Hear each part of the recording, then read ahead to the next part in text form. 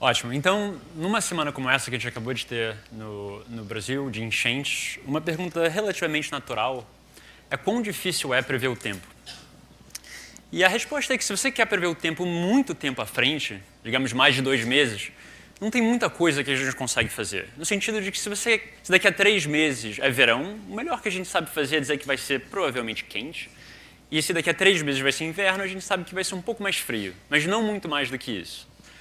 Por outro lado, se você tem interesse em fazer uma previsão de curto prazo, digamos até 2 semanas, então não só é uma coisa que a gente sabe fazer, no sentido de que todos vocês têm acesso a essa informação no celular de vocês, como a gente consegue usar modelos físicos, tal como o Alexei estava sugerindo, que modelam, essencialmente, elementos da atmosfera. Então, a gente tem equações diferenciais, a gente olha como as coisas estão hoje, a gente inicializa essas equações diferenciais, a gente avança algumas horas no tempo e a gente tem uma previsão. Então, são modelos completamente pautados no nosso entendimento da física.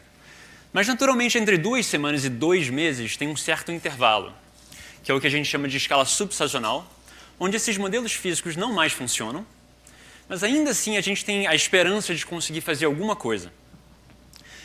E essa escala subsazonal, na verdade, é muito importante, porque diversos problemas se encaixam nesse quadro. Essencialmente a parte de alocação de recursos hídricos, gerenciamento de incêndios, energia, agricultura. Tudo isso seria beneficiado se a gente tivesse um entendimento de algumas semanas à frente do que vai acontecer com o tempo. Essencialmente, é o prazo que, por exemplo, o governo brasileiro precisaria para pegar recursos hídricos do Sudeste e levar até o Nordeste. De fato, essa é uma manchete de 2 dias atrás, dizendo que a gente, essencialmente, vive um novo normal com esse tipo de eventos extremos. E não só isso é um problema no Brasil, naturalmente. 3 meses atrás, os Estados Unidos lançaram um plano federal de melhorar a previsão de recursos hídricos no oeste dos Estados Unidos. E também no oeste dos Estados Unidos, há algumas poucas semanas atrás, você via manchetes como essa, na Califórnia, em que, essencialmente, a gente tinha que se acostumar a viver num mundo que está pegando fogo. Por conta de situações como essa, há uns tempos atrás, o Ministério da Agricultura e do Meio Ambiente nos Estados Unidos resolveu lançar um desafio. O desafio era uma competição em tempo real, que durou 1 ano, para tentar prever melhor o tempo. Então, o que eu quero dizer com prever melhor o tempo? Eram 4 categorias diferentes. 2 variáveis, você tinha que saber prever a temperatura média e a precipitação acumulada, portanto, temperatura e chuva, em 2 horizontes, 3 e 4 semanas à frente e 5 e 6 semanas à frente. Portanto, eram 4 categorias. Você tinha que prever a temperatura média das semanas 3 e 4 à frente, a temperatura média das semanas 5 e 6 à frente, precipitação acumulada das semanas 3 e 4 à frente e precipitação acumulada 5 e 6 semanas à frente. Isso tinha que ser feito em 514 localidades no oeste dos Estados Unidos. E esse desafio funcionava ao longo de um ano inteiro, em que os participantes tinham que fazer uma previsão a cada 2 semanas. Então, quinzenalmente, você tinha que fazer uma previsão de 4 vetores, essencialmente, de 514 entradas. Né? Uma previsão para cada uma dessas categorias. Pois bem, isso começou em abril de 2017, terminou em abril de 2018. E para você ganhar esse campeonato, essa competição, não só você tinha que fazer previsões que eram muito boas, mas você tinha alguns benchmarks dos Estados Unidos que você tinha que bater. Em particular, o principal modelo deles, chamado CFS-V2, Climate Forecast System Version 2, que é um modelo totalmente físico e é o melhor que a gente tem hoje para fazer esse tipo de previsão 1 mês à frente. Essa aqui é a região onde você tinha que prever basicamente todos os pontos azuis. Essa aqui é a Califórnia. E aqui você tem 514 pontos. Então, essencialmente, na época, eu estava morando na Califórnia e com um grupo de colaboradores a gente resolveu entrar nessa competição. Então, para dar uma ideia da dinâmica de como as coisas funcionavam ao longo desse ano inteiro, isso aqui é um exemplo de uma previsão que a gente submeteu no dia 9 de janeiro de 2018 para um período de 2 semanas que começava no dia 5 de fevereiro de 2018 em relação à temperatura. Então, nesse caso, essa aqui era a nossa previsão. Isso aqui foi o que de fato aconteceu 2 semanas depois, ou no caso 4 para o período inteiro passar. Esse aqui é o CFS-V2, aquele modelo físico básico dos Estados Unidos. Bom, básico e também o mais avançado. Isso aqui era um outro benchmark que a gente tinha que bater, mas que na verdade é tão ruim que eu não vou gastar tempo falando dele. a gente não só... um detalhe importante é que a previsão aqui não é de temperatura em si. O que eu estou botando nesse gráfico, que é o que a gente tinha que prever, era o que os meteorologistas chamam de anomalia. A ideia de anomalia, então, portanto, anomalia, é o seguinte: a gente fixa, digamos, um certo lugar, digamos, esse lugar aqui. E aí você olha para aquela determinada conjunto de 2 semanas, começando no dia 5 de fevereiro, qual é a temperatura daquele lugar dos anos 1980 a 2010, para aquele dia e para aquele mês. E aí você variava os anos. Então você tirava a média, e o que você queria prever era a variação em relação a essa média entre 1980 e 2010 do que de fato acontecia em 2018. Então você estava prevendo variação, que era o que eles chamavam de anomalia, e motivo pelo qual as coisas vão de menos 5 a 5. Então nesse caso aqui, a gente foi super bem. E super bem eu preciso dizer de que maneira você decide se uma previsão é boa ou não. E o que eles decidiram na época era basicamente você olhar para essa submissão aqui como um vetor em dimensão 514, o que aconteceu também é um vetor em dimensão 514, e a medida de quão bem você estava indo era dada pelo cosseno desses dois vetores.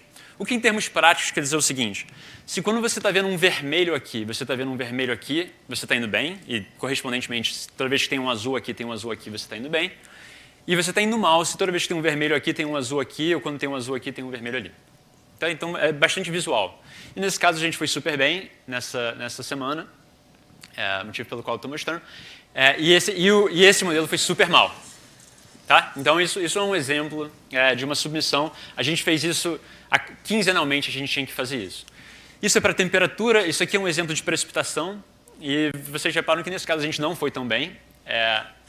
Por outro lado, nem o CFS V2 foi. Então, tudo bem, não fomos bem, mas ainda estávamos no páreo.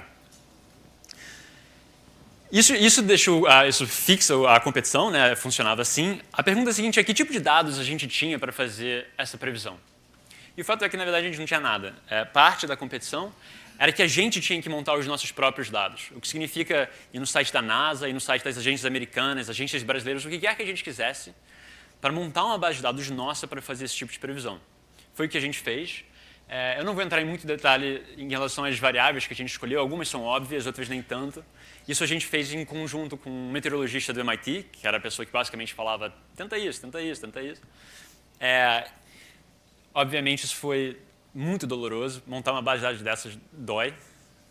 Eu vou poupar os detalhes, mas eu fico disponível para contar mais depois. E o fato é que, depois de tudo isso, a gente montou essa base de dados e a gente colocou disponível na internet. Então, se você quiser tentar fazer uma coisa melhor do que eu tenho a dizer hoje, vocês estão todos convidados. Na verdade, encorajados. Beleza, então esses eram os dados e os modelos. Eu vou começar falando dos modelos que não funcionaram, porque na verdade foram vários. A gente tentou muita coisa. Algumas coisas óbvias: modelos autorregressivos, laço, gradient boosting, redes neurais, deep learning, regressão de posto reduzido, um monte de ideias que pareciam naturais nesse cenário e não funcionam. Eu também tenho alguma coisa a dizer sobre por que elas não funcionam, mas ao invés disso eu prefiro gastar meu tempo dizendo o que funcionou. 2 ideias funcionaram muito bem. Bom, na verdade são 2 modelos que a gente desenvolveu, mas o que a gente estava chamando de multi-LLR, Local Backward Stepwise Linear Regression com seleção multitarefa, e o outro modelo que a gente chamou de AutoKNN é uma autorregressão com K-Nearest Neighbors. Obviamente é um monte de termo que não quer dizer nada, então deixa eu explicar o que eu quero dizer com cada um dessas nomenclaturas. Então, no primeiro caso, em local, a ideia era o seguinte: você quer fazer um modelo para prever o que acontece no verão? Talvez esse modelo deve ser diferente do modelo que a gente vai fazer para o inverno. As variáveis que são importantes, por exemplo, provavelmente são outras. Então, essa foi uma primeira ideia, fazer uma coisa local. Por Backward Stepwise Linear Regression, eu quero dizer um método que pegava todos aqueles regressores, todas aquelas variáveis que a gente tinha acumulado, e ao invés de usá-las todas para fazer essa previsão, a gente ceifava as variáveis que não pareciam importantes e reduzia de um conjunto de mais ou menos 100 e poucas variáveis para um conjunto de 10, que realmente eram as variáveis importantes. Em particular, isso dá um pouco de interpretabilidade para o que a gente queria fazer, no sentido que eu consigo dizer para vocês se umidade relativa é ou não importante para fazer esse tipo de previsão. E a terceira parte, essa coisa de seleção multitarefa, é o fato de que, como a gente está tentando prever um vetor inteiro, era muito importante que o nosso modelo funcionasse bem para todos os pontos, e não só alguns pontos individuais. Esse é um primeiro modelo, usava todos os dados que a gente coletou. Esse AutoKNN é um modelo completamente diferente. A nossa ideia era, na verdade, tentar extrair o máximo de informação de uma variável, o que é que a gente estava querendo prever. Então, se a gente estava querendo prever temperatura, é tentar só usar a temperatura do passado para prever o futuro. E a ideia, que na verdade acabou sendo bastante natural, é o seguinte. Digamos que eu queira prever a temperatura daqui a um mês.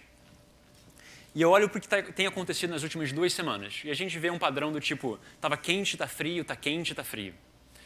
Talvez o que eu podia fazer era olhar a minha base de dados inteira para um padrão parecido de está quente, está frio, está quente, está frio. E quando eu achar isso na minha base de dados, olhar o que acontece um mês depois. Talvez isso seja informativo. De fato, foi o que a gente fez. Na verdade, não uma vez, mas 20 vezes. A gente está usando as 20 datas mais próximas. Basicamente, isso é o K-Nearest Neighbors. E a gente colocava isso numa autorregressão linear. Isso, obrigado. Numa autorregressão para fazer esse tipo de previsão. Mas mais importante do que qualquer um desses dois modelos é o fato de que saber unir esses dois modelos dava um resultado ainda melhor. E isso é uma coisa clássica no campo de Machine Learning, saber combinar modelos. Os resultados foram basicamente o seguinte. Em 2017 e 2018, foi quando a gente estava fazendo essa competição, os nossos modelos foram melhores do que os modelos dos Estados Unidos, o CFS-V2, e todos os outros competidores. Então, aqui são as 4 tarefas, temperatura 3, 4 semanas, temperatura 5 e 6, precipitação 3 e 4, precipitação 5 e 6 semanas à frente. O nosso primeiro modelo, a LLR, o segundo modelo, KNN, a união desses dois modelos, o CFS-V2 e os competidores. E o fato é que a gente está falando de um cosseno, então as coisas estão entre -1 e 1, quanto mais perto de 1, melhor. E dá para ver que, na verdade, essa união é melhor do que qualquer um desses dois modelos e melhor do que os nossos competidores. Mas talvez isso tenha sido sorte. Então, o que a gente fez foi voltar atrás e, ao invés de olhar só um ano, que basicamente são poucos dados, olhar um período inteiro de 2011 a 2017. E o resultado continua sendo parecido, mas a gente tentou fazer uma coisa um pouquinho diferente. Foi o seguinte, a gente olhou para o LLR e o KNN, esses dois modelos, a união deles tinha o CFS-V2, mas na medida em que combinar modelos é uma boa ideia, talvez combinar com esse CFS-V2, com esse modelo físico, fosse ainda melhor. De fato, é o que você vê aqui, que a gente tem um ganho enorme em sair combinando esses modelos que vêm de ideias completamente distintas. Visualmente, o que acaba acontecendo, isso aqui são os anos de 2011 a 2017, isso aqui é o valor do cosseno. Em vermelho você tem a combinação dos nossos dois modelos, em azul o CFS-V2, esse modelo físico, e em azul a combinação dos nossos dois modelos mais o físico. E você vê que essa curva azul está basicamente abraçando o máximo das curvas vermelho e verde. Essencialmente o que está acontecendo. Tem muito a ser dito sobre o trabalho, mas no interesse do tempo eu vou concluir. Esse problema de temperatura de previsão subestacional é extremamente importante, está completamente em aberto, em particular para várias indústrias daqui, hoje isso é um problema fundamental. Modelos físicos muito complicados, que a gente tem desenvolvido com muito esforço, acabam sendo batidos por alguns métodos estatísticos super simples. Mas talvez mais importante do que isso é o fato de que a gente consegue combinar modelos físicos e estatísticos para gerar previsões ainda melhores. Tanto o nosso dataset quanto o nosso artigo estão disponíveis na internet, vocês estão todos, obviamente, convidados a dar uma olhada. Em particular, porque a gente tem a esperança de que modelos mais sofisticados do que a gente usou funcionem ainda melhor. E, no final das contas, o último ponto que eu queria colocar aqui é um pouco... Como é que eu sei disso? Como é que eu tenho essa coragem de dizer que métodos sofisticados... Como é que a gente sabe, na verdade, qualquer coisa, quando a gente está lidando com uma quantidade de dados tão absurda e um problema tão difícil quanto previsão de tempo?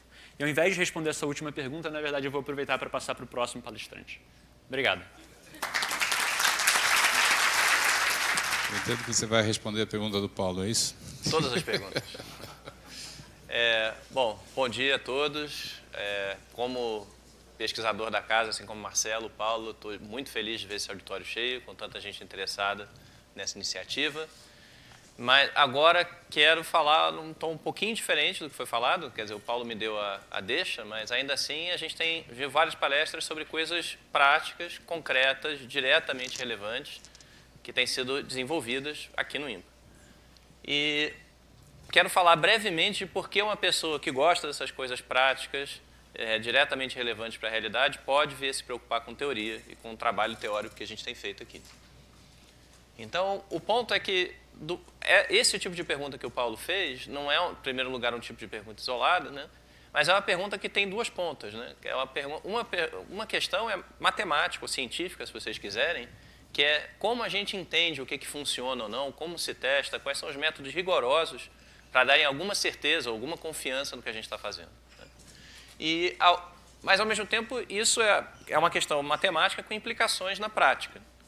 É o tipo de coisa que a gente não pode se furtar a pensar, pelo menos de vez em quando, se o que a gente está fazendo faz sentido, se o que a gente está fazendo é o melhor que se pode fazer naquela situação, se o que a gente está fazendo é conveniente, dadas as limitações de tempo ou poder computacional que a gente tem.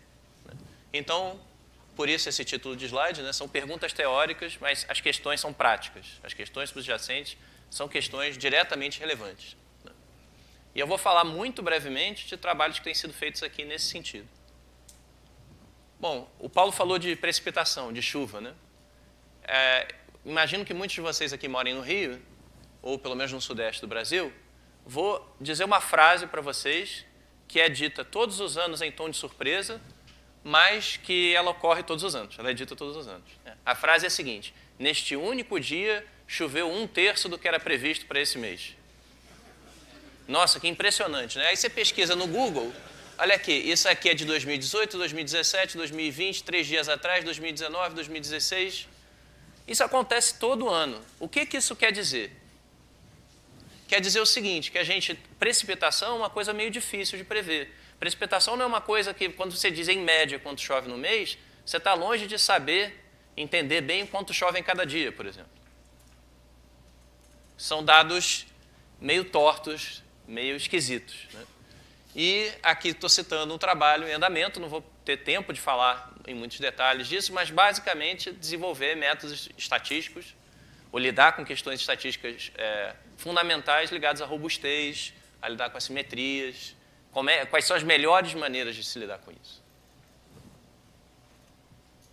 Bom, outro tema bem diferente, mas também já está bastante em voga, inclusive já foi mencionado aqui várias vezes, é essa história de redes neurais e deep learning, né? Estamos nesse mundo fantástico em que, de repente, a gente tem algoritmos que, olhando para uma foto, sabem dizer que objetos estão naquela foto, talvez até descrevê-la em texto, dizendo um pássaro pousado sobre a cabeça de uma pessoa numa canoa, num rio. A verdade é que a gente não entende por que esses métodos funcionam. E se isso é, por um lado, uma preocupação teórica, né, eu, como matemático, uma pessoa que gosta de entender as coisas, quero saber por que esses métodos funcionam. Por outro lado, há questões práticas envolvidas. Vocês talvez já tenham ouvido falar que essas redes neurais maravilhosas são muito vulneráveis a ataques adversariais. O sujeito vai lá, muda 2% dos pixels de uma imagem, 3%, e, de repente, o algoritmo que sempre identificava as coisas corretamente começa a chamar tudo de panda. Eu acho que deve funcionar com os animais, mas por algum motivo as pessoas gostam de falar de panda. Oi? Não, mas nos Estados Unidos também. Assim, você encontra panda em qualquer lugar do mundo, mudando 3%. Se a gente pegar uma foto minha e sua, talvez, eu acho que a gente consegue fazer aparecer um panda nesse sentido. Quer dizer, visualmente não, né? Você mudou só um número pequeno de pixels da imagem, mas por algum motivo o algoritmo que até então tinha uma performance super-humana, era melhor do que um ser humano para identificar pandas e gatos e qualquer coisa numa imagem, ele começa a errar fragorosamente. E o que eu tenho feito com 2 alunos de doutorado, aqui na verdade tem mais alunos envolvidos, mas esse é um projeto que já tem um artigo, um pré-print, tentar usar... bom, uma das dificuldades de entender o que as redes neurais fazem é que elas são muito complicadas, envolvem muitos parâmetros, tem uma série de questões relacionadas a isso, por exemplo, se esses parâmetros todos são necessários, né? A gente precisa de muito poder computacional para isso. Mas então a gente quer usar métodos da física e estatística, que os físicos e estatísticos são acostumados a lidar com sistemas grandes e desordenados, né? A gente quer usar métodos disso para entender melhor as redes e a gente teve algum progresso nessa direção. Quanto tempo eu tenho? 8 minutos. 8 minutos, nossa, muito tempo. Bom, deixa eu passar, eu vou deixar, tem um projeto aqui para falar, que eu não tinha certeza se eu teria tempo de mencionar. Uma outra questão que a gente tem explorado, isso aqui mais com colaboradores externos, é simplesmente lidar com coisas que vêm de redes, né? Para citar um exemplo do qual o Paulo me lembrou ontem, a gente está muito preocupado nesse momento com a rede de contágio do coronavírus. Certamente queremos saber coisas a respeito, mas obter informação a respeito dessa rede é muito custoso e demorado, né? Talvez tenha que entrevistar pessoas, fazer coisas, até lá a epidemia já se espalhou pelo mundo, morremos todos, não tem mais ímpa. Eu estou falando de uma coisa muito, muito específica, mas frequentemente a gente tem dados que vêm do mundo real, que tem alguma coisa a ver com redes. Lidar com redes muito grandes ou muito complexas pode ser custoso, pode demorar muito tempo, pode ser difícil. E a gente está interessado em desenvolver algoritmos leves para computar coisas a respeito dessas redes. ou talvez estimá-los. Bom, eu já vou terminar, como eu só queria fazer um apanhado desses trabalhos que a gente tem desenvolvido, que tem conexão com o mundo real, embora sejam trabalhos teóricos, e vou terminar com esse slide aí. Isso é uma lista de colaboradores que têm trabalhado conosco nesses assuntos. Os marcados com mais aqui foram alunos ou pós-docs no INPA, para mostrar que a gente também tem um papel de formação importante, não só para o Brasil, mas para outros centros no mundo. Bom, obrigado pela atenção de vocês.